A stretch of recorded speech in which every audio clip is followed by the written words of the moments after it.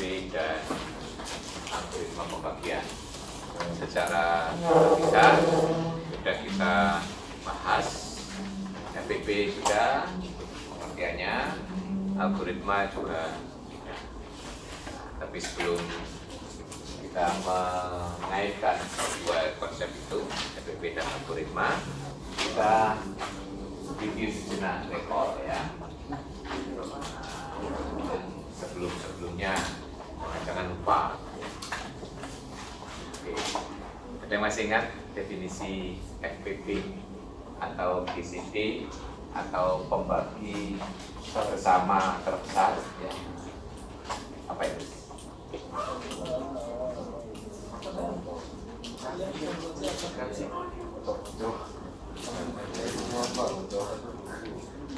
Jadi kalau kita berbicara FPP, mesti FPP dari dua bilangan bulat ya. FPP dari dua bilangan bulat adalah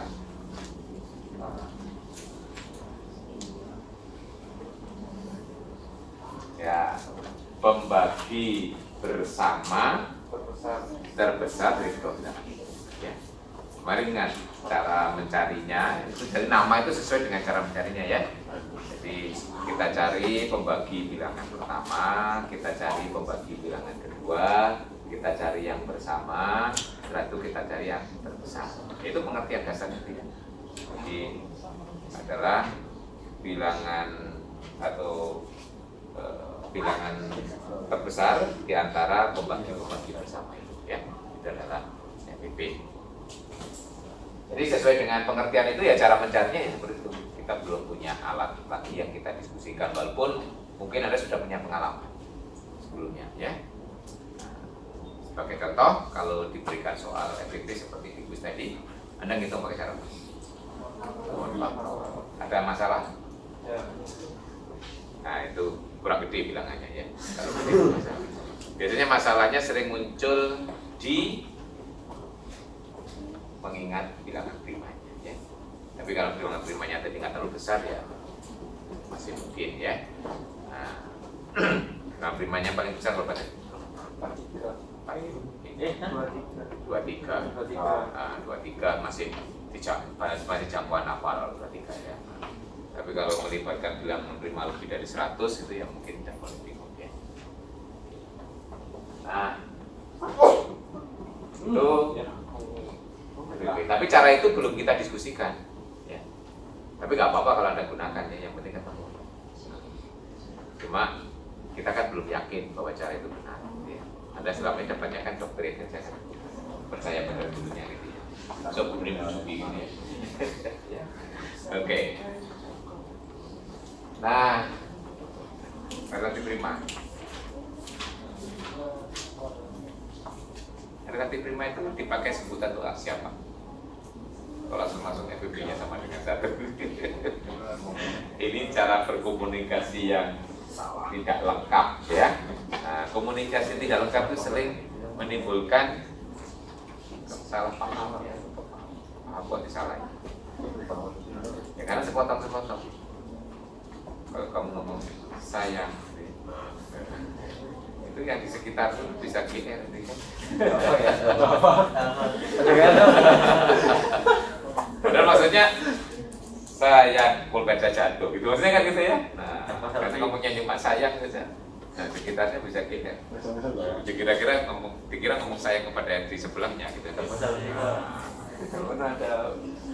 Nah itu contoh ya, komunikasi itu kalau tidak lengkap biasanya salah tafsir ya. Karena kalau relatif prima itu dikenakan pada apa? Mesti kita mengenakan dua bilangan ya. Dua bilangan bulat ya, dikatakan relatif prima gitu ya, jika FPP dari dua bilangan itu sama gitu ya. Nah, lengkapnya itu cara berkomunikasi yang sempurna. Seperti itu nggak akan lima. Karena Anda sering ngomong karena di ujungnya aja ya. FPP-nya 1. Ini coba dilatih ya cara berkomunikasi yang seperti itu. Matematik sangat diharuskan ya. Oke, ini relatif prima berapa? kegunaan dari FPP yang kita ingat nama. Selama ini kan Anda sudah belajar FPP mulai SD, masa nggak ingat sama sekali kegunaannya? Bagi rata pendapatan, bagi rata utang. Utang Indonesia itu kalau dibagi rata betul itu, dan masing-masing dapat sekian juta. Ya kan utangnya ribuan triliun. Anda lahir langsung nanggung utang. Ada di sini. Ya, apa? Udah apa? Apa pecahan? Loh, ini sepotong lagi pecahan. Ya bahkan menyederhanakan pecahan, ya. Masih ingat prosedur menyederhanakan pecahan yang diajarkan di guru SD nya? Pembaginya apa? FPP, betul? Ya. Coba, misalnya kalau kita punya pecahan itu 12/18 gitu ya. Itu cara menyederhanakan bagaimana? Ini pelajaran SD. Kalau kita punya 12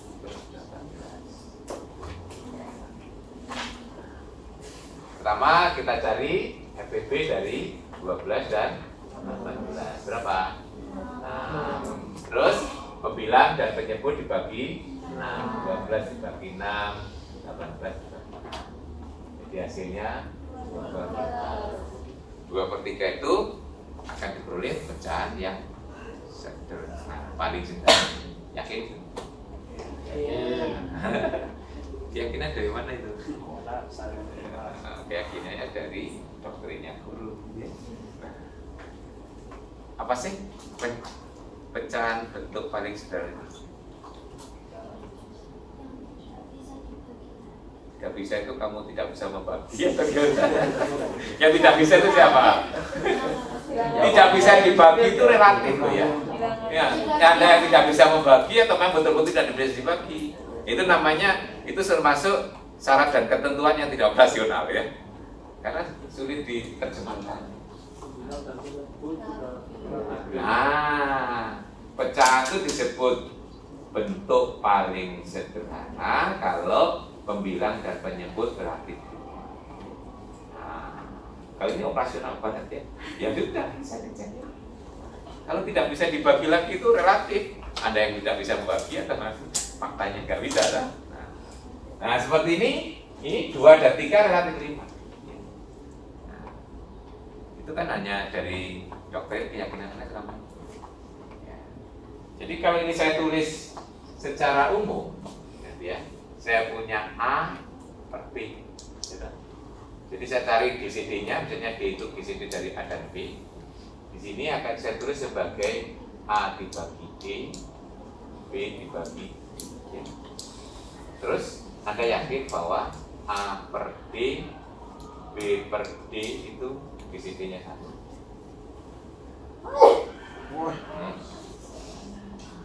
Katakan asik. Ya? Yakin ini bahwa GCD-nya 1 secara umum?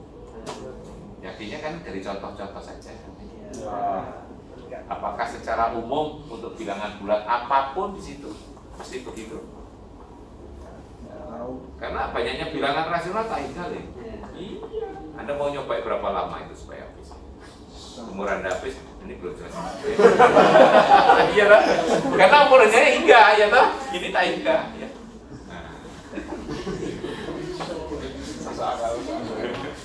Ya, bisa. Nah, tapi matematika kalau dibuktikan deduktif selesai dalam waktu beberapa menit, benar ya?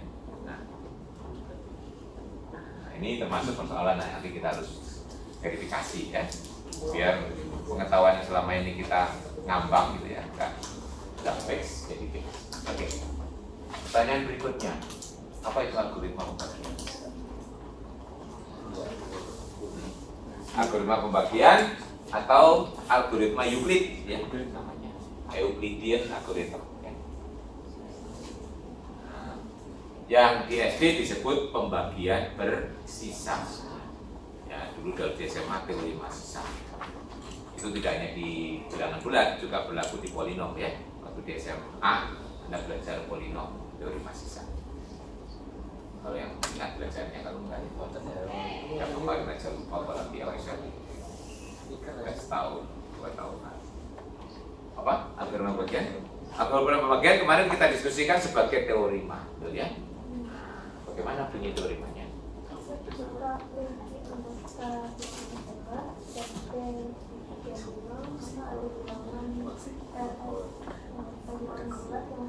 Tunggal, yang penting tunggal ya. Sehingga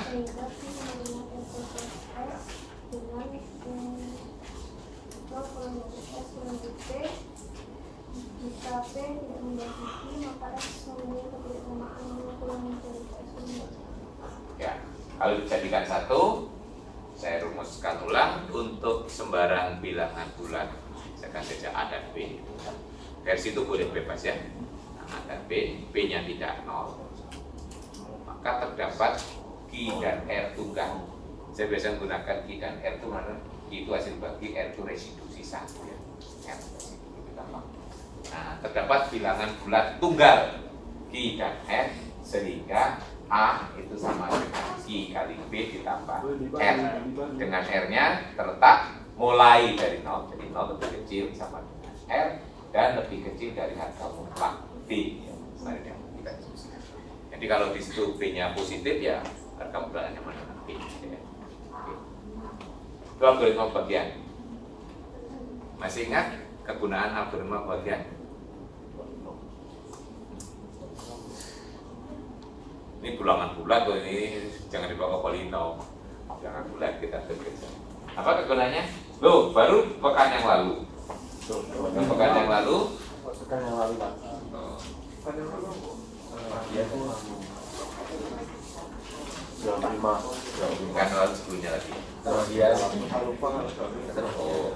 Oh, Mbak videonya jadi apa tuh? Ya enggak. Ini Ya, di video itu ya. Nah, topiknya di video itu. Kalau melihat video ingat topik tentang algoritma pembagian itu ya. Jadi subuh-subuh ya berbagi.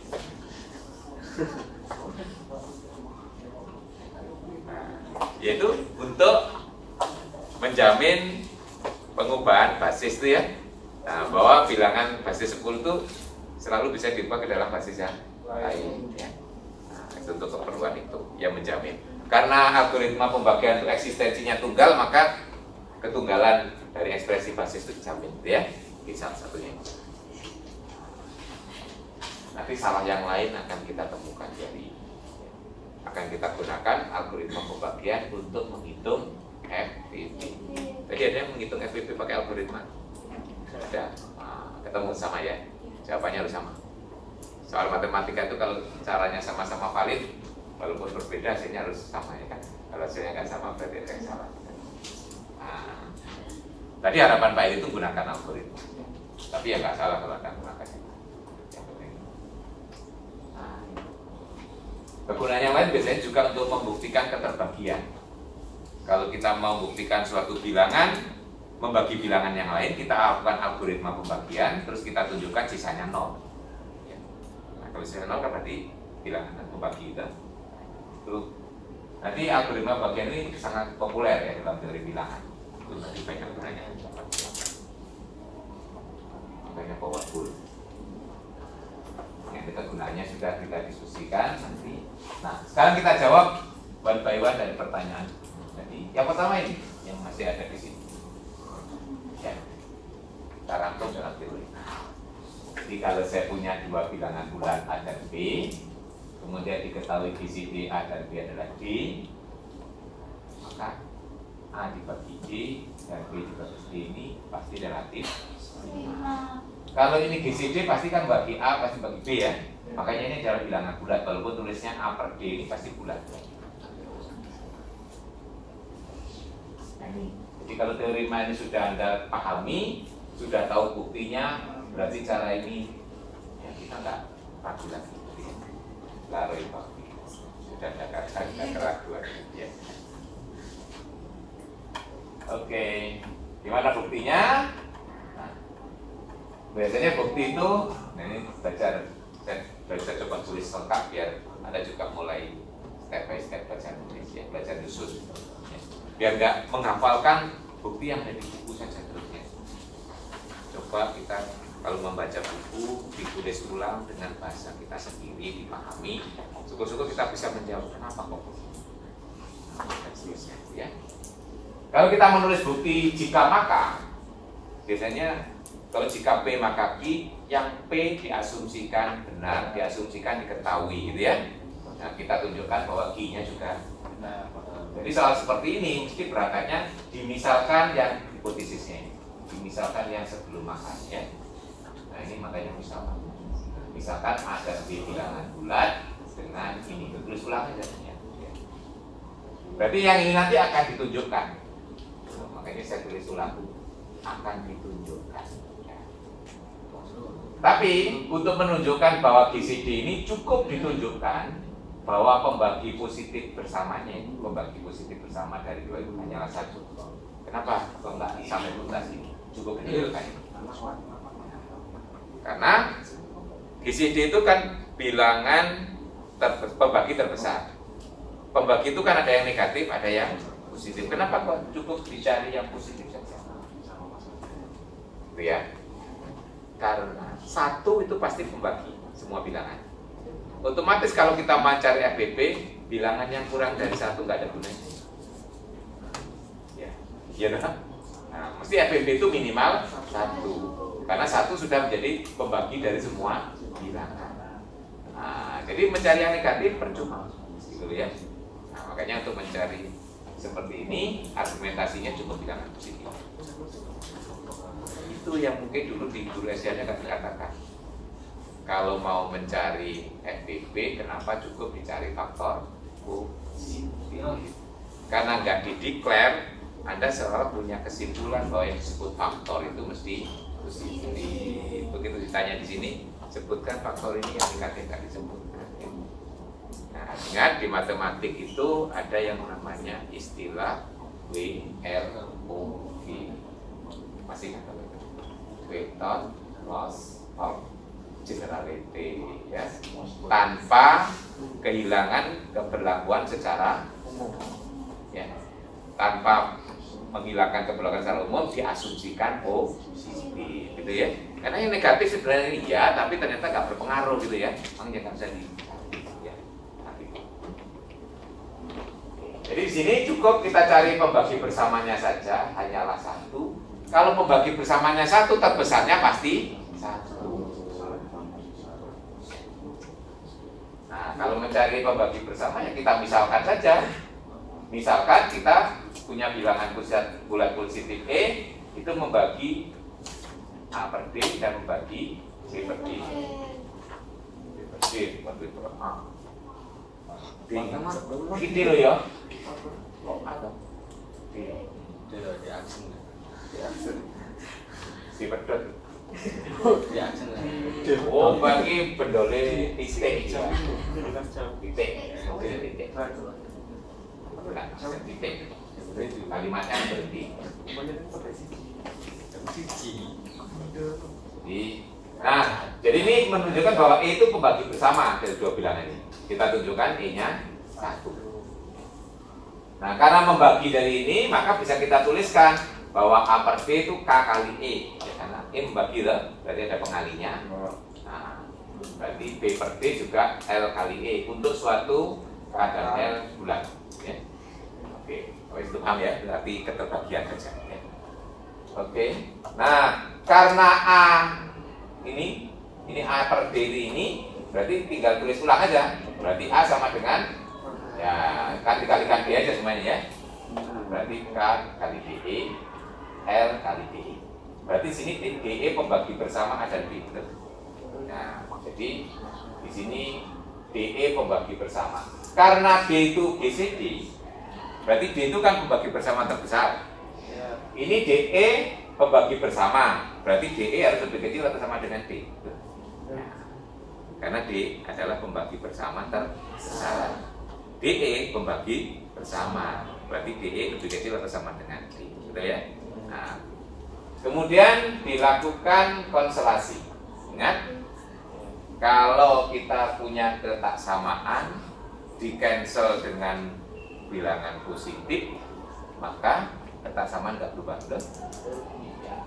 Berarti E kurang dari atau sama dengan 1. Kalau E bilangan bulat positif kurang atau sama dengan 1, E harus 1. Nggak ada lagi kan? Iya. Jadi E1. Kalau E1 berarti pembagi bersama dari A dan D, A per D dan B per D itu cuma 1. Berarti FBB-nya ya 1. Gitu. Paham ya? Nah, ini contoh versi nulis yang mungkin agak beda dengan yang di buku. Nah, nanti harapan saya itu Anda itu menulis sesuai dengan cita rasa bahasa Anda sendiri. Gitu. Itu namanya paham ya. Kalau Anda menghafalkan yang di buku belum tentu paham ya. Karena itu cita rasa bahasa penulis buku, bukan cita rasa.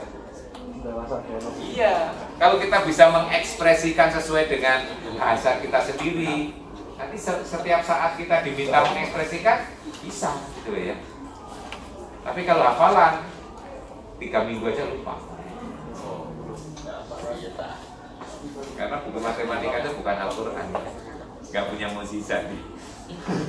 Kalau Al-Quran mudah dihafal itu kan ada mukjizatnya ya. Nah, tapi buku matematika bukan mukjizat. Makanya kan, kalau Anda menghafalkan sebentar aja lupa. Kalau tidak pernah diri murojaah, hilang. Ya, oke. Jadi dengan adanya teorema ini, cara yang kita gunakan menyederhanakan pecahan itu sudah tidak diragukan lagi.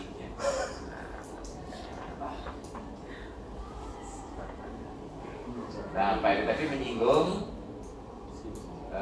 menggunakan algoritma untuk menghitung FBB. Ya.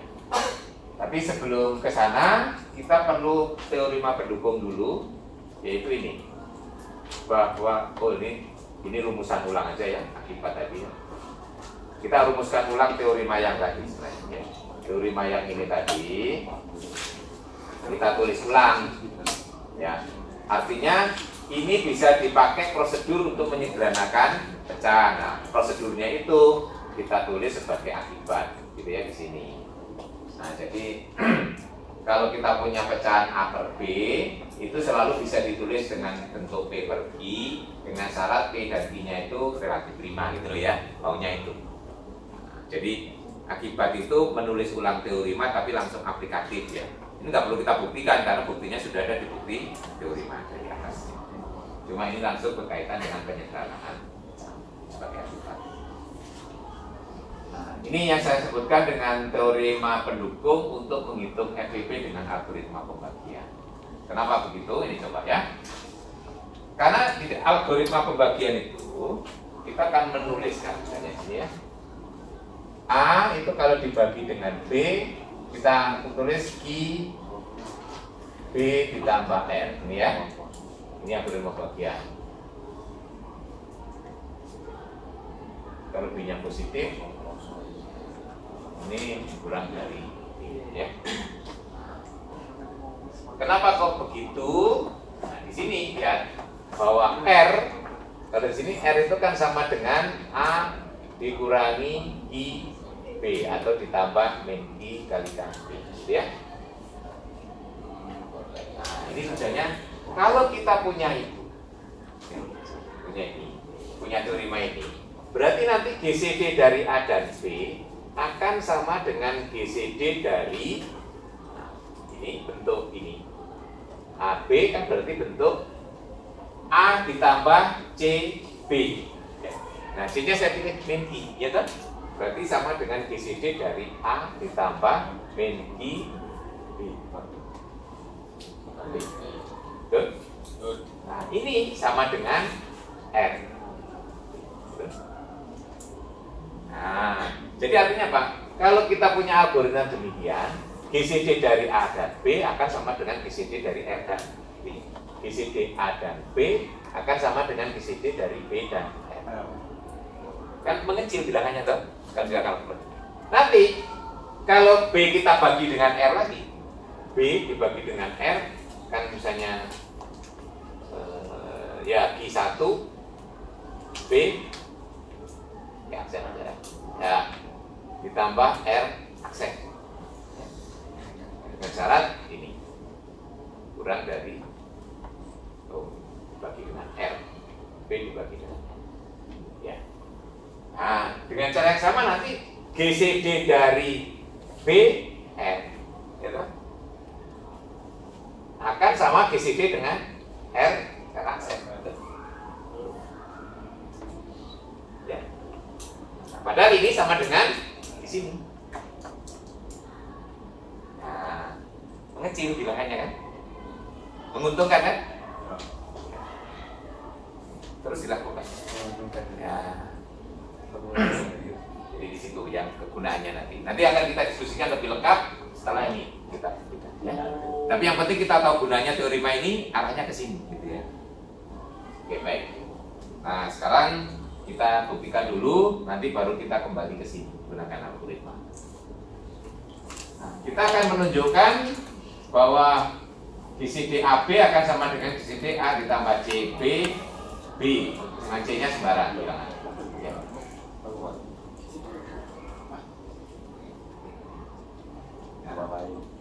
Sekarang bagaimana membuktikan ini? Bisa kita misalkan masing-masing ini sebagai bilangan, terus kita tunjukkan bilangan itu sama ya. Jadi kalau saya misalkan misalnya GCD dari A dan B itu D, GCD dari ini E, kita tunjukkan D sama dengan E. Nah, menunjukkan kesamaan dua bilangan itu bisa juga menggunakan prosedur ini.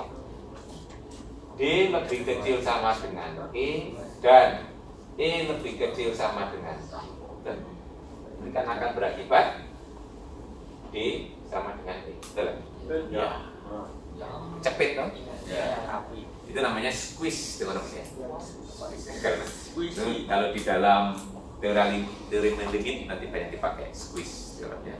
Kalau kita mau mencari limit yang susah dicari, dicepit dengan dua limit yang diketahui ya, sama ya, satu.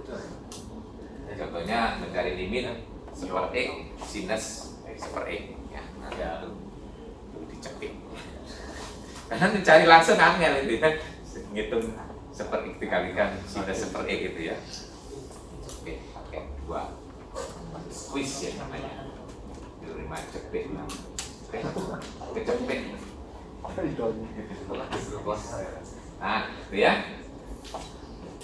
Jadi kita pakai strategi ini membuktikannya. Jadi nanti tunjukkan D lebih kecil sama dengan E dan E lebih kecil sama dengan D. Nah, sekarang coba perhatikan ini. Pertama, karena D itu adalah GCD dari A dan B, berarti D itu membagi A dan bagi B, gitu ya. Berarti membagi bersama. Dari definisi GCD. Terus akibatnya, kalau D itu membagi A dan D membagi B, pasti D membagi A tambah CB. Gitu. Ya, tinggal dimasukkan aja. B-nya kan ditulis sebagai K kali sesuatu, dimasukkan ke sini. Ya. Nanti dua-duanya mengandung D, D dikeluarkan. Ya, saya kira nggak susah. D. Jadi D akan membagi A ditambah CB dan D bagi B, tetap yang ini. Berarti nyata apa artinya? D itu membagi bersama A ditambah CB dan B, betul? Ya. Karena ini E itu adalah GCD dari ini dan ini, berarti E itu adalah pembagi bersama paling besar. Berarti akibatnya D pasti lebih kecil sama dengan E. Nah, ya. Nanti sebaliknya analog saja tuh ya. Ya, analog. Terus analog. Analognya apa? Dengan cara yang sama, bukan PS analog dan digital ya misalnya ya. Nah, kayak siaran TV analog, siaran TV digital. Ya,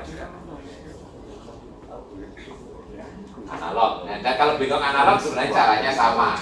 Nah, kalau cara sama tinggal dimulai saja. Tadi E, kalau mulai ya, E itu GCD dari A tambah C B B. Berarti di sini E itu membagi A tambah C B dan E membagi B. Akibatnya apa?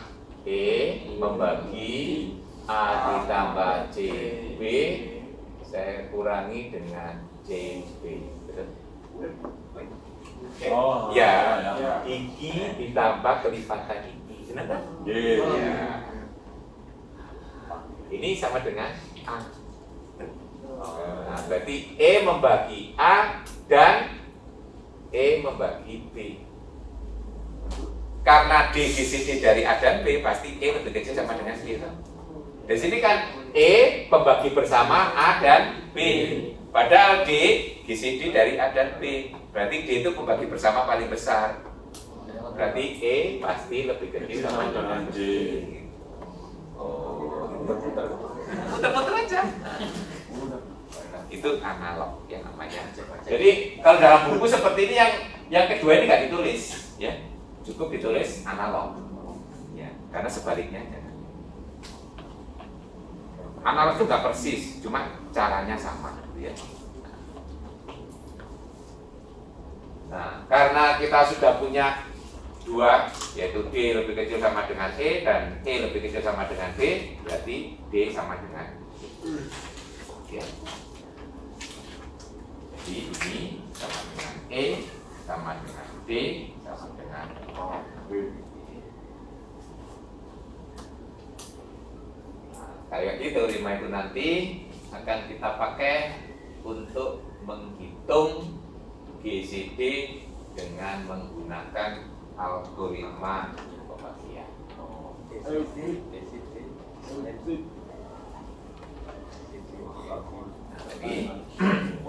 sini ya, penting.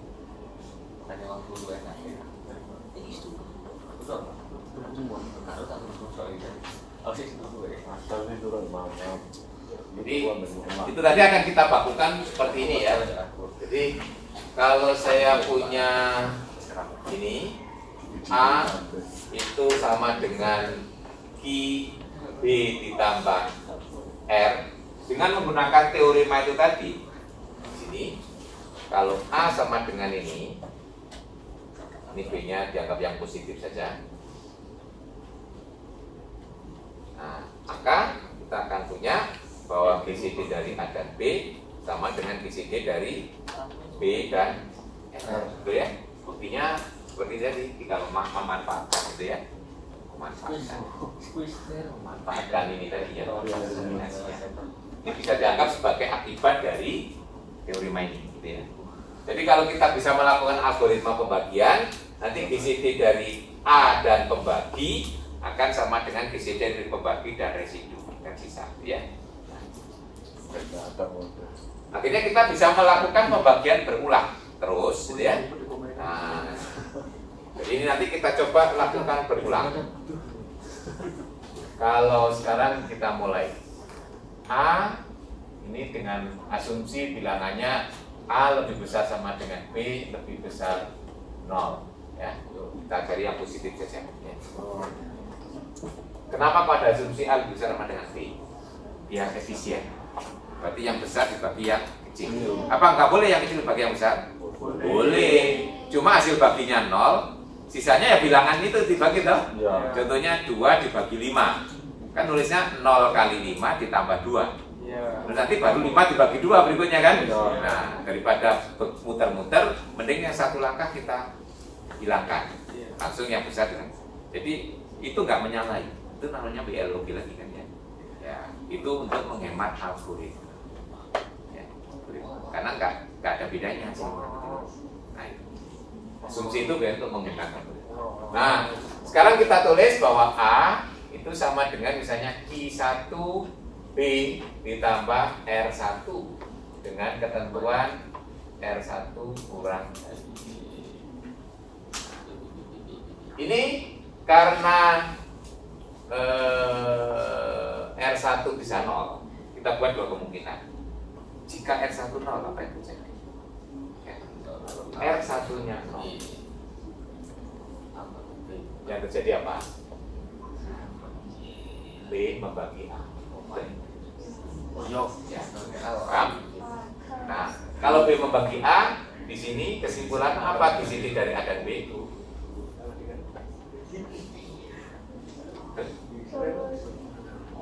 Itu hanya menggunakan definisi GCD aja kan? Kalau B membagi A, berarti pasti B itu pembagi bersama terbesar kan? Iya. Ya. Karena nggak ada pembagi B yang lebih dari B kan? Iya. Ya. B bagi B dan B bagi A, berarti B adalah pembagi terbesar, dia terbesar. Ya. Nah, oke. Berarti kalau R10 selesai, ketemu dong. Ya. Bagaimana kalau R13? Lakukan algoritma lagi kan? Nah, berarti B dibagi R1. B dibagi R1 misalnya hasilnya I2. R1 sisanya R2 dengan ketentuan ini R2 kurang dari R1. Kita periksa lagi, kalau R2 nya 0 apa yang terjadi? Kalau R2 nya 0 berarti R1 membagi B. Akibatnya apa? GCD dari bukan itu dulu B R1 sama dengan R1. Padahal menurut akibat tadi ya. Nah, di sini kita kan sudah punya ya, ini kalau ini Mbak ya. Kalau A sama dengan Q1 kan R1 nya tidak 0 ya, berarti kita pakai yang ini. Kalau sini kan R2 nya sudah 0. Berarti kalau A sama dengan Q1B ditambah R1, GCD dari B R1 akan sama dengan GCD dari A dan B. Ini akan sama dengan GCD dari A dan B. Itu akibat kita sudah punya sebelumnya ini. Jadi kan terus ya, kalau R1-nya 30 kan terus ya, berarti kan meneruskan ini ya. Berarti ini akan berakibat ke sini. Nah, ya kan? Itu kata pakai ini. Ya.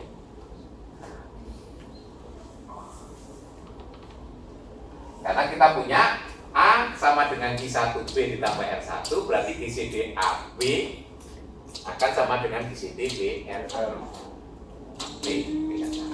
Tuh. Jadi kalau R2-nya 0, GCD AB sama dengan R1. Nah, bagaimana kalau R2 tidak 0? Gitu kan? Lakukan algoritma lagi. Nah, lakukan algoritma berarti R1 dibagi R2. R1 dibagi R2, misalnya hasil baginya I3, di sini R2 ditambah R3. Satu mana lapo? Gini. Nah, seperti tadi, kalau R3-nya 0, akibatnya R2 membagi R1. Dari sini berarti GCD dari ini R1 dan R2 adalah R2. Nah, terus dipakai lagi. Kita berarti sudah punya ini, ya toh sebelumnya. Akibat dari sini apa di sini? Berarti ini sama dengan GCD. Nah, GCD R1 R2 sama GCD B R1. Dengan memanfaatkan di atas, B R1 sama dengan 6B.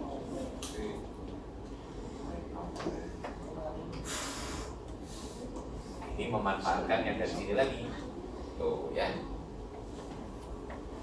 Jadi kalau R3 sama dengan 0, GCD AB sama dengan R2. Jadi kalau kita bisa menemukan sisa 0, berarti sisa terakhir sebelum 0 FVB-nya. Ya.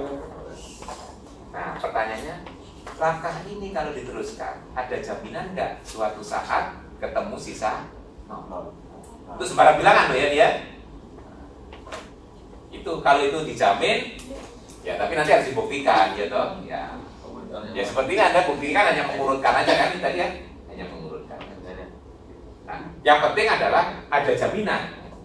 Proses ini kalau diteruskan nggak Ini nggak akan berulang 30, 30, 30 terus. Ya. Suatu saat pasti ada sisa 0. Jaminannya ada nggak? Kita bisa jamin. Tidak boleh dengan contoh. Coba lihat barisan ini, barisan sisa. Ya, R1 itu kurang dari B. Ya. Berarti B itu lebih dari R1. R1 lebih dari R2. R2 lebih dari R3. Dan seterusnya. Tapi semua sisa tidak boleh kurang dari 0. Harus lebih atau sama dengan 0. Oke. Nah, ini yang menjadi. Kenapa? Coba, andaikan tidak pernah 0. Proses ini kan terus. Berarti tak? Tiga ya. Terus, padahal ini kan berkurangnya mesti strict ya. Minimal berkurang 1 kalau lebih kecil ya. Iya. Ini banyaknya kalau seperti ini tidak akan lebih dari B. Betul? Iya. Ya. Karena banyaknya tidak akan lebih dari B berarti I. Berarti kalau tidak pernah 0 kontradiksi dengan banyaknya tidak akan lebih dari B. Berarti harus suatu saat 0. Jadi dapat disimpulkan akan terdapat K bulan positif sehingga RK ditambah 1 sama dengan indeks. Dapat tambah 1 biar RK-nya kita pakai gitu ya. Ya. Jadi kita suatu saat akan menemukan sisa 0. Kalau tidak pernah 0 bertentangan dengan ini bahwa banyaknya pasti enggak. Banyaknya sisa ini tidak akan lebih dari karena ini paling sedikit turunnya 1 ya karena beda. Karena ini turun bulat. Kalau real sih bisa diremehkan gitu ya. Kalau bulat, kalau B-nya 9 ini nggak akan lebih dari 9. Ya, paling besar ini 8 ya toh. Ini 7 ya paling besar ya. Maka turunnya bisa jelek gitu ya. 9 bisa langsung 5 gitu kan. Nah, ini kan sisa itu kan. Ya. Jadi kalau RK suatu saat sama dengan 0, jadi kalau ini kita susun kembali tadi ya, ini kita rumuskan, jadi dianggap di atas tidak pernah 0 sisanya, tapi di RK plus 1 0 ya. Jadi itu 0 yang pertama. Nah, kita coba rumuskan ya. Berarti proses itu nanti kalau kita tulis ulang,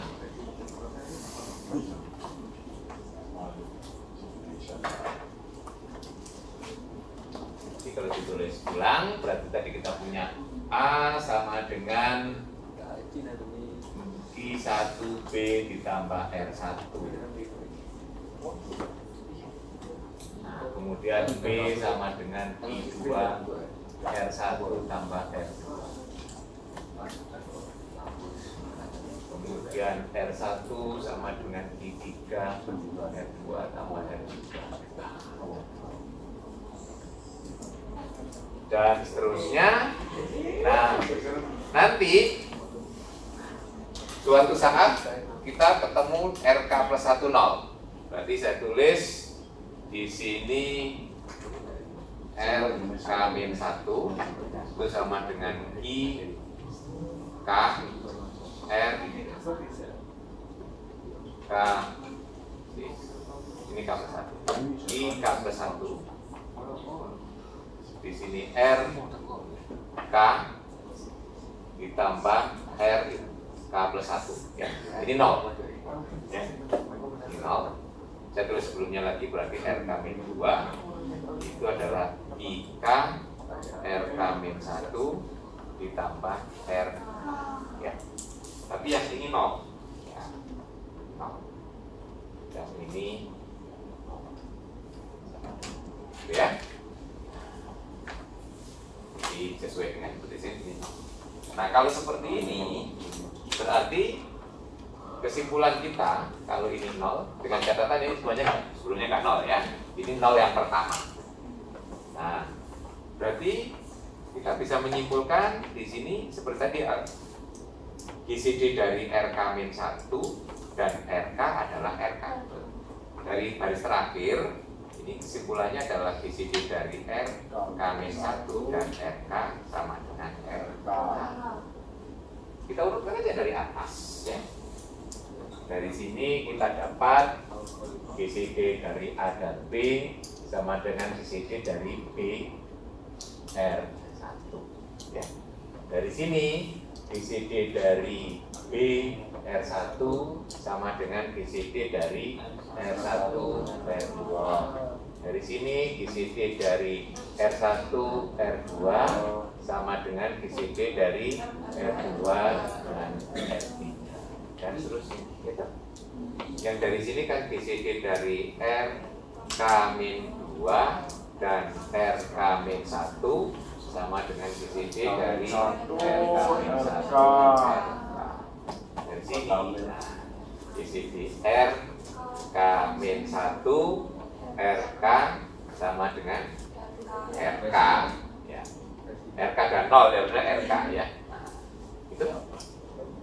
Nah, ini kan disambungkan. Ini sama dengan ini, sama dengan ini, betul ya? Akan sama. Jadi GCD AB akan sama dengan GCD BR1 sama dengan GCD R1 R2 dan seterusnya sama dengan RK-1 RK sama dengan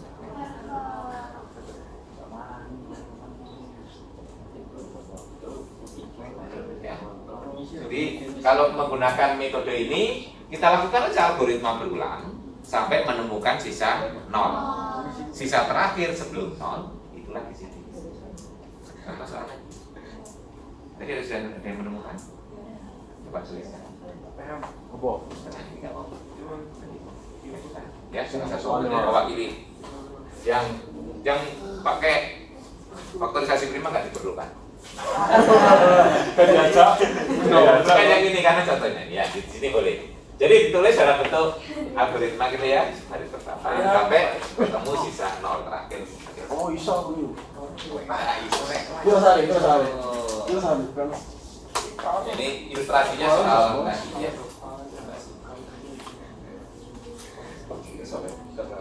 Ayo siapa ya? Iki nanti sedikit. So.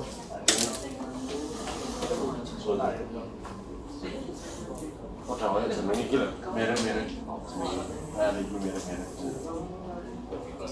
Kak iki lho jenenge lali. Jenenge lali.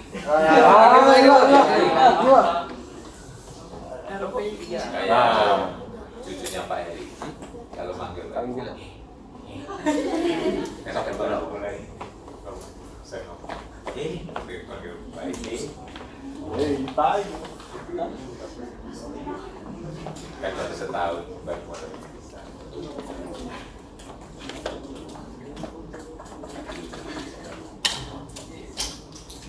Ada begitu. Serapan.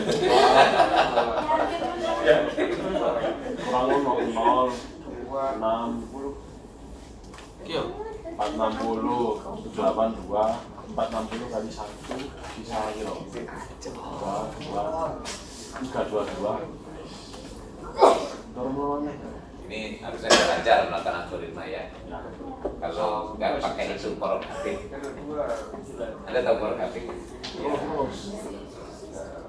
Mungkin kalau yang nggak Jawa nggak tahu namanya poros grafik ya.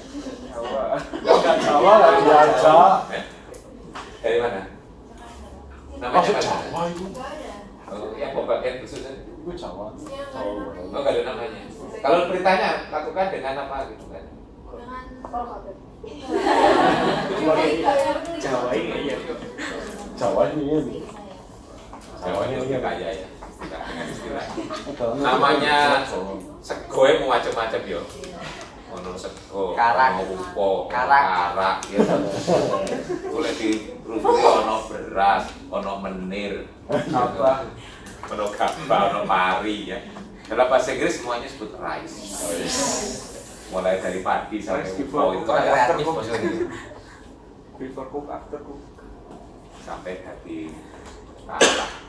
Nah, ini ya. Kira semuanya bisa melakukan. Oh, saya tahu nama lain selain Jawa ada di Madura. Pembagian sohot.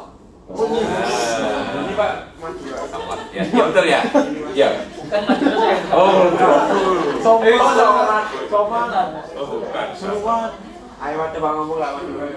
Madura kereta bimbing ya. Wah, Oh. Wis sopan tadi. Oh itu. Kenapa? Sing hakim malah udah. Rani itu loh. Kalian ganti ngaku ini. Kira kereta. Ya ini ya. Jadi prosesnya gitu dilakukan aja algoritma terus sampai menemukan sisa. Dan ini dijamin. Tadi teori banyak kita sudah mengatakan suatu saat pasti. Jangan ragu ya, walaupun panjang, yakin suatu saat ketemu nol, gitu ya. Ini Jojo nggak ketemu nol nanti dia. Nah, yakin. Kalau sudah dijamin teorema itu di matematika harus yakin.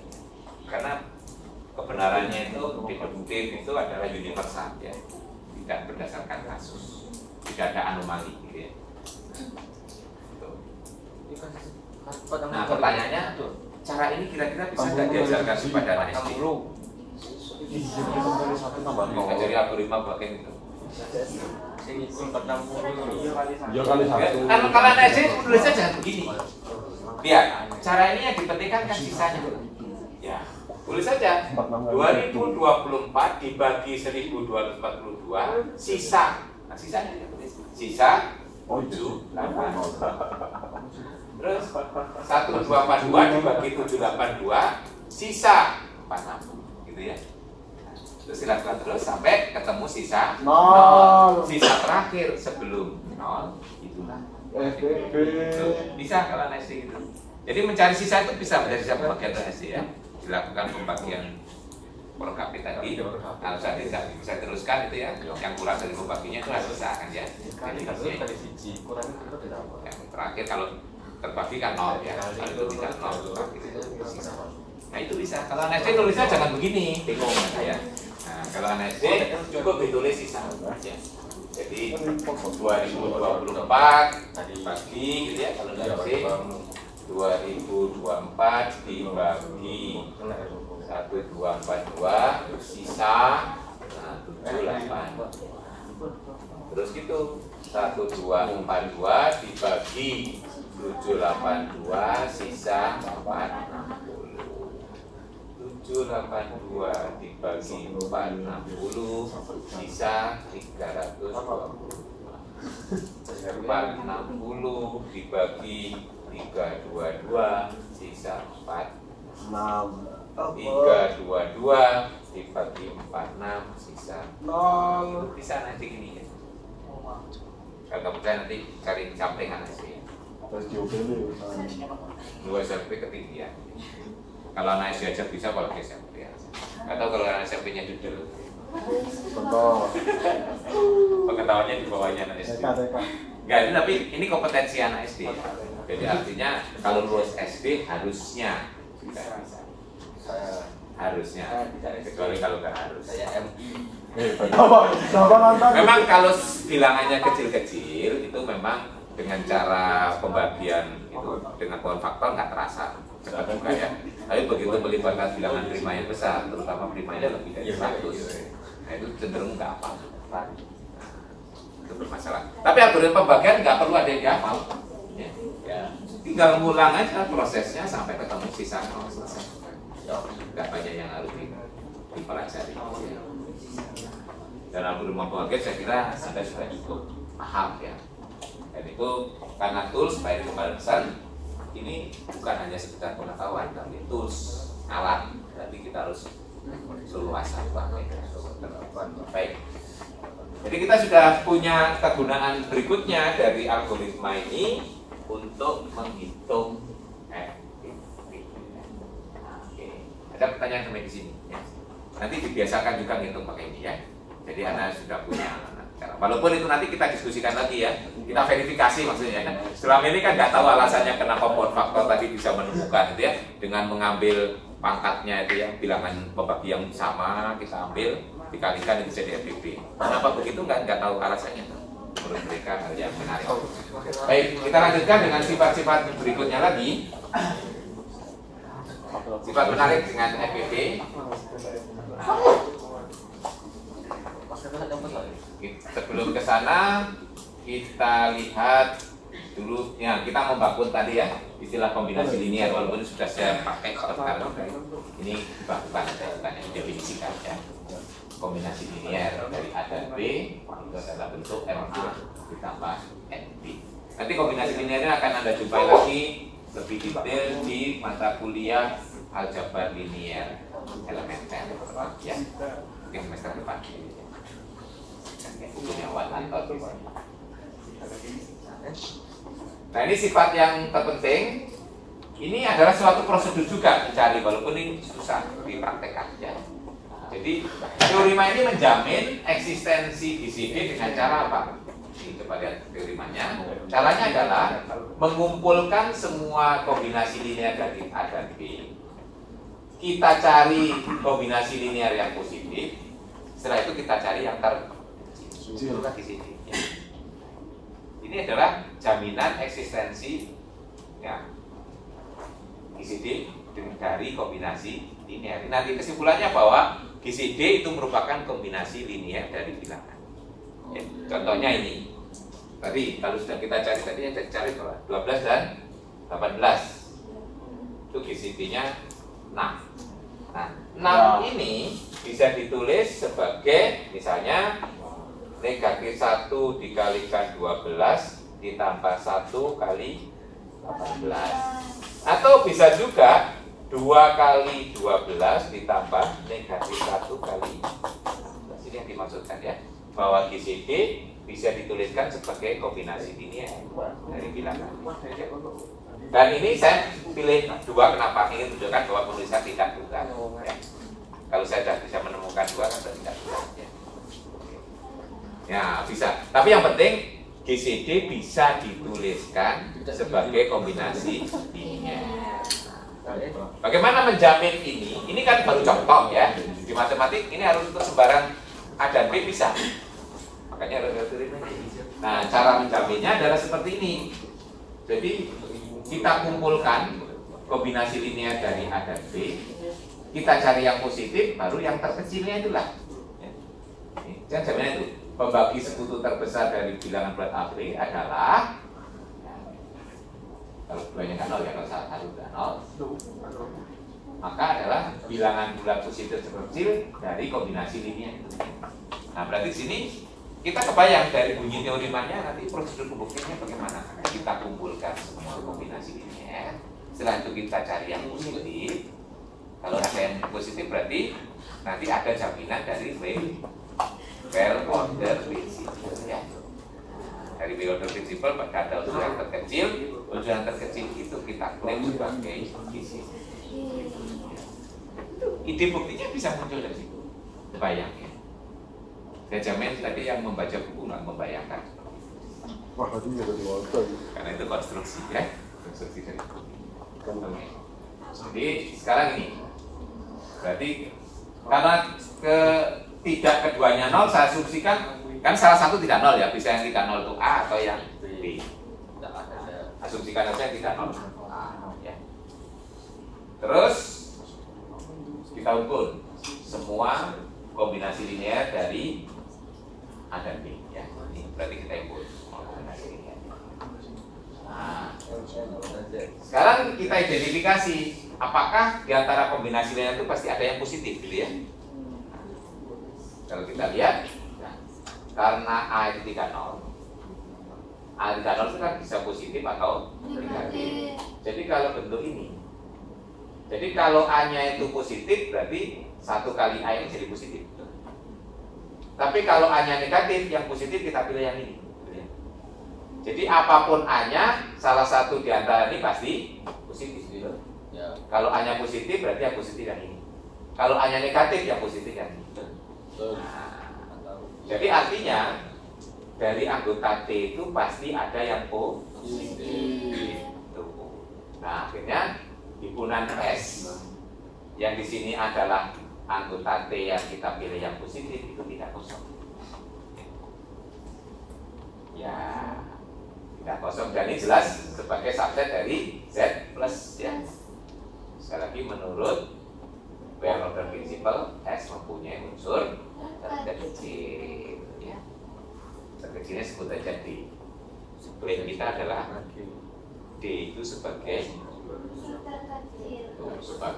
GC. Udah terkecil jelas. Jadi akan ditunjukkan D itu sebagai ya.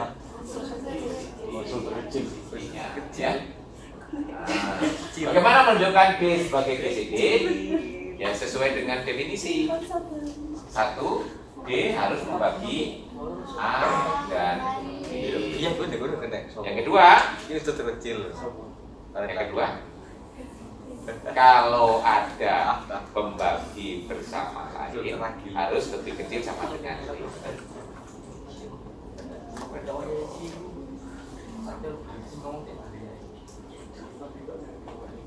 Kita buktikan yang terakhir ini ya.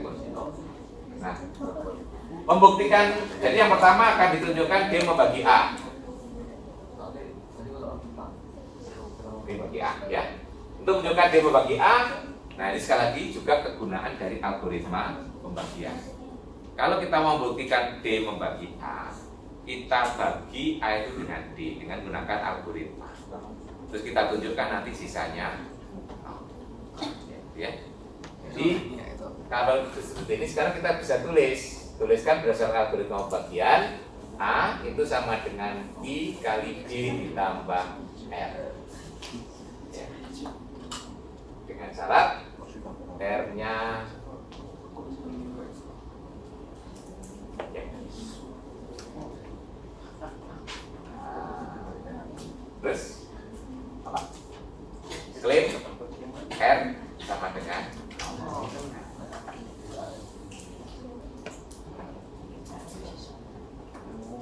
andaikan R tidak kalau tidak nol berarti apa? R jadi positif ya kan? Ya, berarti kita punya ini string positif R kurang dari E. Padahal R itu sama dengan A dikurangi I D. Nah, D itu kan anggota S ya. Di unsur S pasti juga unsur di T. Berarti D bisa ditulis sebagai kombinasi linear. Paham? Ya. Jadi ini untuk meneruskan ini saya tambahin di sini. Saya tulis aja di sini ya. Ini karena mau dipakai terus, jadi sebelum akan dibuktikan ditulis D itu sama dengan misalnya M0 A ditambah N0 B untuk suatu M0 N0 di Z. Betul ya? Ini nanti kenapa saya taruh di atas? Karena nanti akan dipakai banyak ya. Nanti waktu buktikan B dan seterusnya ya. Ini sebelum masuk sini. Nah, dari sini bisa saya ganti A dikurangi I, D-nya saya ganti M0A ditambah N0 B.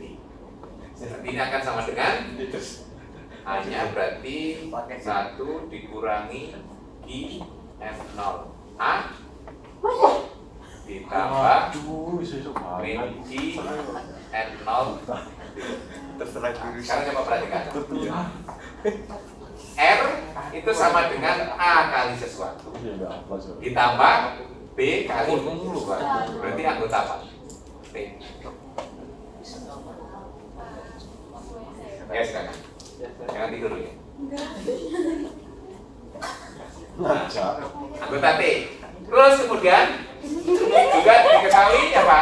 R positif. Nah, berarti R anggota S.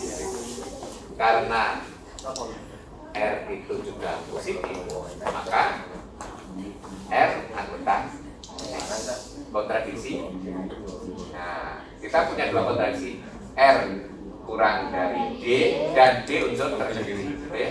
Ini terjadi kontradiksi kontradiksinya ini R anggota S dan R kurang dari D. Ya. Kontradiksinya ini apa? Dengan D unsur terkecil di S. Ya, ini dengan ini kontradiksi kan? Ini tadi katanya D unsur terkecil. Oh, ada R yang lebih kecil dari D anggota S. Berarti dari sini pengandaian ini salah, jadi ini. Jadi R sama dengan 0 terbukti. Jadi kita punya A sama dengan I kali D. Jadi D membagi A. Terus saya kira analog ya. Analog caranya yang sama. Nanti B dibagi dengan D seperti ini.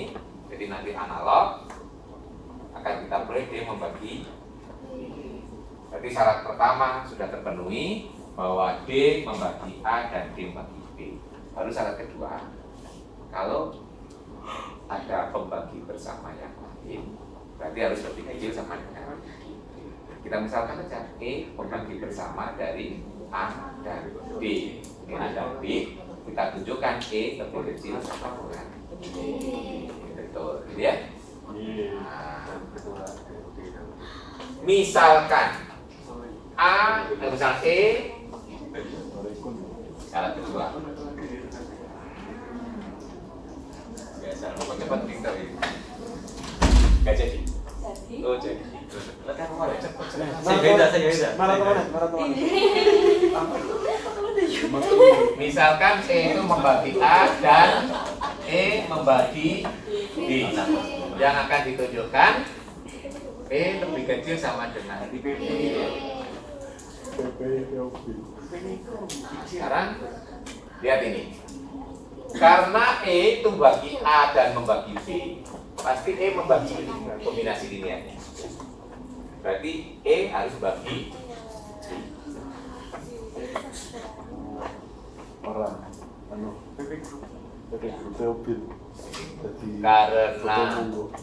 E membagi A dan E membagi B dan lagi maka nih E itu pasti membagi bentuk M0A ditambah M0B. Nah ini sama dengan karena E membagi D, jadi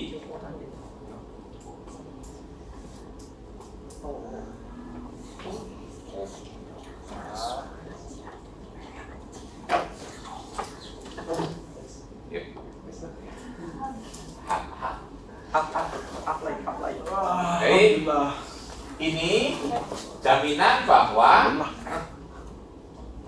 GCD itu dapat dinyatakan sebagai kombinasi linear. Nah, ini teorema ini lebih lengkap, artinya sampai prosedur mencarinya muncul. Jadi kalau bahwa GCD dapat dinyatakan sebagai kombinasi linear, sebenarnya sudah muncul teoremanya dan sudah diberi nama. Itu yang dinamakan teorema Sud. Itu kita sebut sebagai akibat saja dari teorema ini karena kontennya sebagian dari ini kan.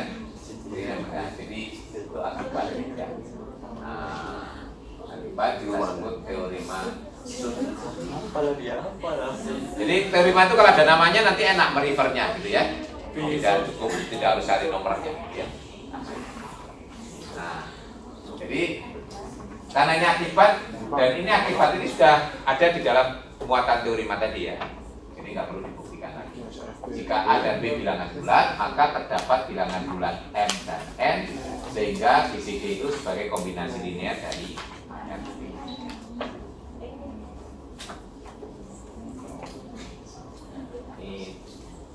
Dan nanti juga banyak gunanya dari maksudnya. Nah, ini ingat, ini hanya jika maka ya. Jadi artinya GCD itu dapat dinyatakan sebagai kombinasi linear. Tapi kalau bilangan itu sebagai kombinasi linear belum tentu sebagai GCD. Contohnya tadi 12 dan 18 ya. Kita punya 1 kali 12 ditambah 1 kali 18 tuh 30. Oh ya kan? Nah 30 bukan GCD dari 12 dan 18 ya. Jadi tidak sembarang kombinasi linear itu sama dengan GCD.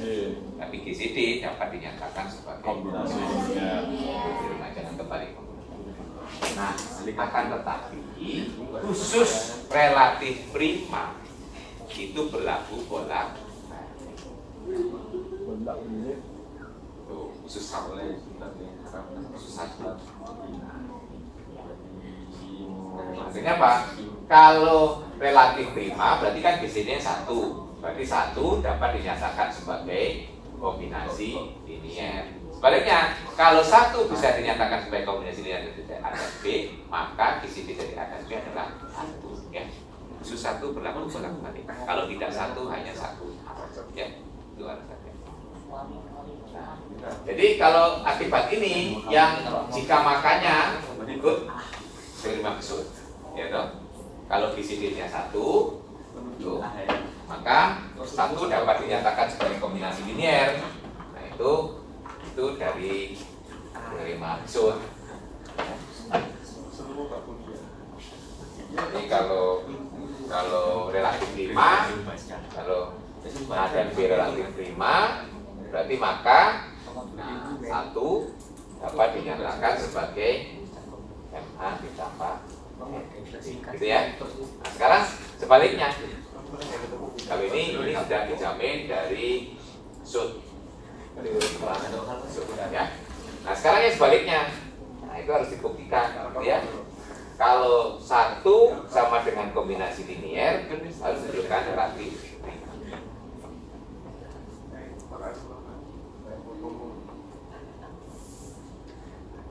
Ya itu gampang ya, pakai tanda nih. Kalau satu membagi A membagi B jelas ya kan? Terus kalau ada pembagi yang lain berarti harus membagi satu supaya itu sama dengan ya. Ya kembali pakai kombinasi ini. Jadi ini syarat yang ke kiri ya. Pertama satu membagi A dan satu membagi B. Oke. Nah, kalau yang kedua, kalau misalnya saya punya E itu membagi A dan E itu membagi B, akibatnya apa? E pasti membagi MA ditambah MB. Ini adalah satu. Ya. Berarti E lebih kecil sama dengan satu. Berarti harus satu.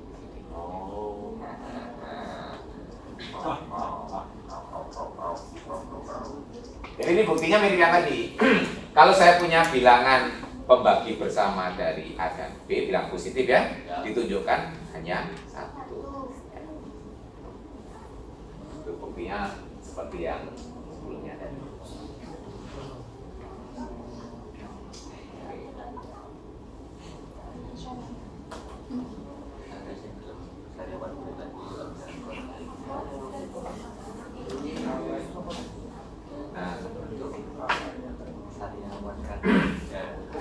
Nah, yang berkaitan dengan teori maksud itu, kalau bilangannya kecil, itu sudah tadi di mencongak bisa, kayak tadi 12 dan 12 tadi aja.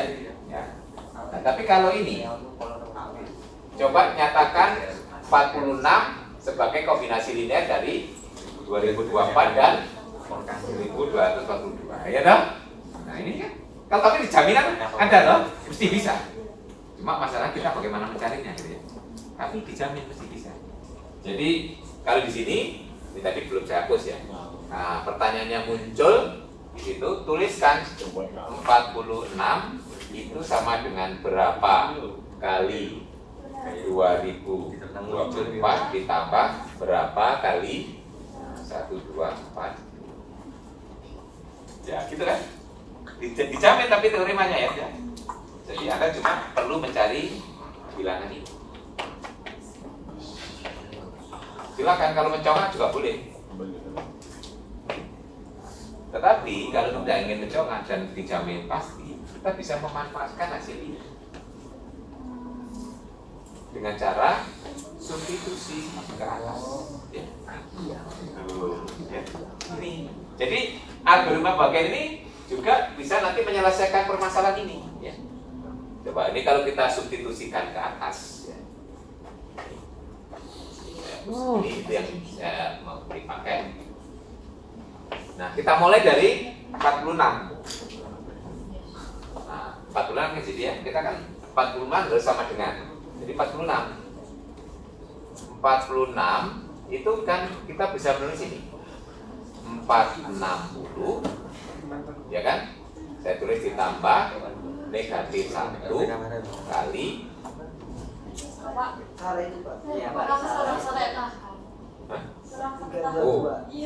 Oh, salah. Emang kok menengahi kancane? Ini berapa?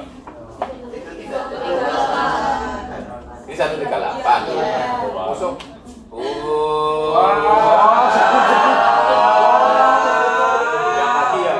Shortcut.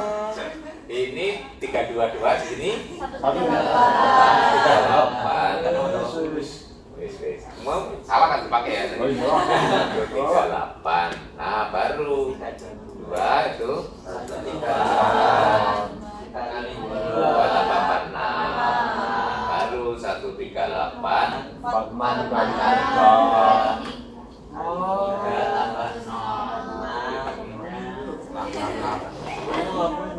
Bisa, benar ya? Yakin ya?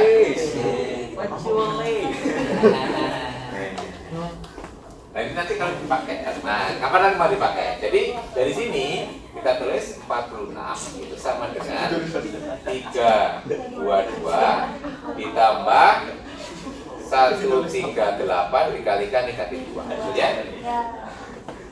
Nah, terus 138-nya bisa diganti, gitu ya? Ini berarti 322 138-nya diganti ini. Jadi 460 ditambah 322 dikalikan negatif 1 ini, nah, terus dikalikan negatif 2 ya.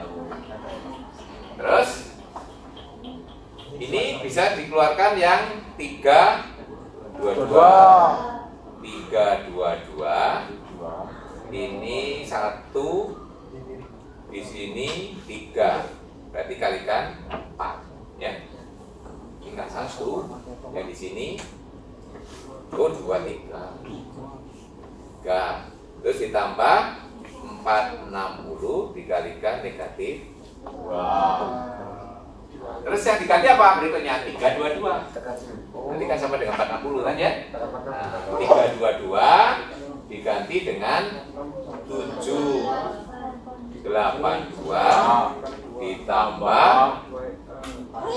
460 dikalikan negatif 1. Ini menggantikan 322, saya kalikan 3 ditambah 460 kalikan negatif 2.